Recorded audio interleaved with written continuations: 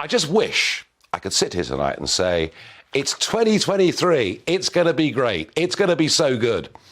And yet, I've got to be honest with you, I don't see a whole lot to be optimistic about. Yes, of course, we face problems. And these problems of inflation and strikes and health issues, they come back to haunt us every 2 or 3 decades. That's life. But do I have confidence we have a government that actually can deal with all of these problems? Well, sadly, the country is being run, or should I say run into the ground, by the Oxbridge set, a group of people. Oh, they're highly educated.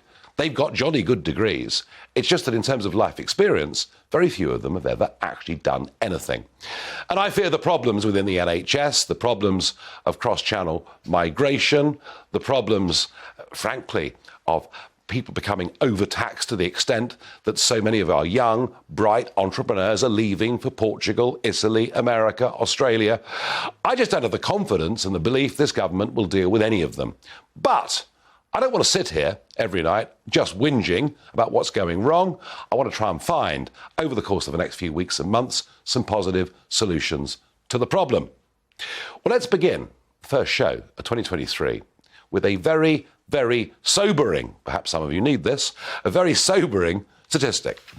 Every Tuesday morning, the Office of National Statistics put out some figures. Now, yes, I know all stats need to be queried, looked into and thought about. But these figures, I think, are accurate because they actually give you the number of people who officially died in the last week. And something remarkable has been going on for the best part of a year now. Over the course of the last 6 months and more, on average, every single week, 1,000 people more are dying than statistically we would expect for the age and health of our population. Something is happening out there. Now, this is not a subject that many people want to touch upon. And I've been looking at it and scratching my head and asking myself a whole load of questions about this. But the extraordinary statement that came yesterday from the president of the Royal College of Emergency Medicine, Dr. Adrian Boyle, who told Times Radio that he thinks between 300 and 500 people a week are dying as a result of delays and problems with urgent and emergency care. And above all, what he's talking about is accident and emergency. The number of absolute horror stories are now beyond belief. That's if an ambulance even gets to you in time. But people going in, people in their 90s, being made to wait 18, 20 hours on trolleys, sitting on chairs, probably in many cases not even offered a glass of water.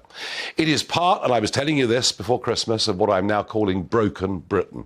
We have to be frank about just how bad our problems are. So I thought to myself, well, maybe if Dr. Adrian Boyle is right, if 300 to 500 people a week are dying unnecessarily because A&E doesn't work anymore, maybe that helps to begin to explain these excess deaths of 1,000 every week. But